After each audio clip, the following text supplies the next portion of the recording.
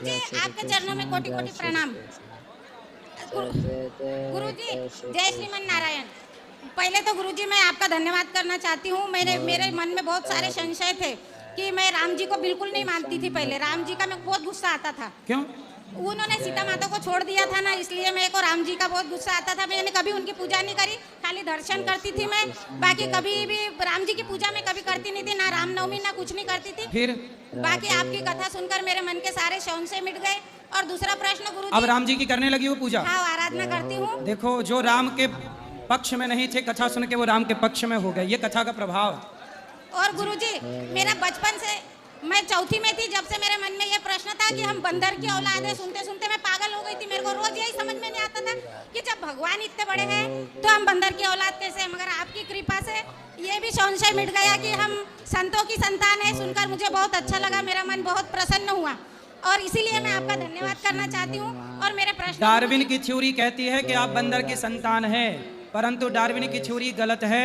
हम भारत के लोग बंदर की औलाद नहीं, ऋषि मुनियों की संतान है, इसलिए हम लोगों का गोत्र होता है। डार्विन की थ्योरी सही नहीं है, ये वाली थ्योरी। गुरुजी मेरा प्रश्न है, क्या देवी भागवत पढ़ते समय हमें 9 दिन में ही पूरी करना चाहिए? कितने भी दिन में कर लो। और दूसरा प्रश्न यह है कि जैसे भागवत पढ़ रहे तो क्या हमें ब्रह्मचर्य का पालन करना जरूरी है? आप भागवत जी पढ़ें, अध्ययन के हिसाब से करें और ब्रह्मचर्य का पालन करें तो अच्छा है, वरना आप घर में हैं और गृहस्थ में हैं, आप पढ़ते रहें, कोई दिक्कत नहीं। और दूसरा प्रश्न ये गुरुजी, हमारे यहाँ पितरों का पिंड क्या साल भर में कर दिया जाता है? साल पिंडदान होता है, साल में हो जाता है। दूसरा प्रश्न ये है, भगवान की प्राण प्रतिष्ठा ना हुई हो तो क्या करें? किसकी? भगवान की प्राण प्रतिष्ठा हमने आज तक करी नहीं, सुना नहीं था, अब आप सुनने लगे। करवा लेना, कोई दिक्कत नहीं है। और करवाना जरूरी है। भागवत कथा टीवी पर सुनते समय सोने से, जैसे भागवत कथा सुनते समय नींद आ जाती, टीवी में सुनते सुनते नींद आ जाती, तो क्या दोष लगता है? कोई बात नहीं, सो जाया करो। सुनते सुनते नींद आया तो सो लो। नींद आ जाती मेरे को, मैं थक जाती ना तो फिर कथा लगा लेती, मेरे को एकदम ऐसा लगता मैं भगवान की गोदी में सो गई। सो जाओ, जब जागो फिर सुन लो। और गुरुजी भागवत कथा क्या संस्कृत में पढ़ना चाहिए, जरूरी है? आ जाए तो संस्कृत में पढ़ो, वरना हिंदी में पढ़ो। संस्कृत पढ़ने की इच्छा है गुरुजी मेरी। आपने बोला था कि आप जुलाई महीने से चालू करोगे, अगले साल बोला था, हम रास्ता ही देखते रह गए कि गुरुजी सिखाएंगे। करेंगे, जल्दी करेंगे। बहुत बड़ी तैयारियां लगती हैं हर काम के लिए, करेंगे जरूर। 11 के दिन प्राण जाने से क्या मोक्ष प्राप्त होता है?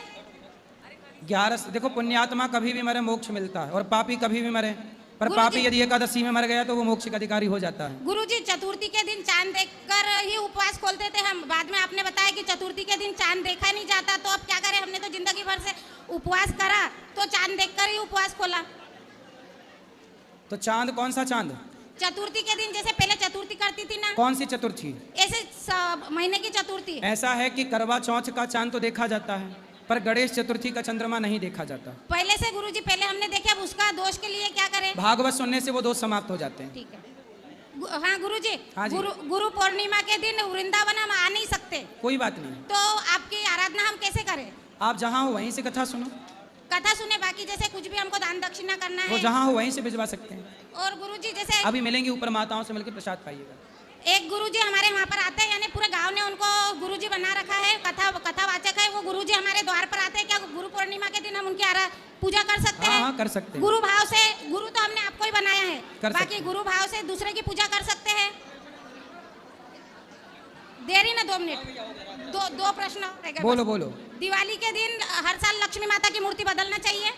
जरूरत नहीं है, एक मूर्ति की हर साल पूजा कर सकते हैं? कर सकते हैं। 1 मिनट। मृत्यु के बाद तीसरे दिन गुरुजी हमारे यहाँ पर सब समाप्त कर देते। तीसरे दिन 1 मिनट पूछ तो लेने दो। तो जैसे तीसरे दिन है ना, 3, 13, 9, 18 सब कर देते।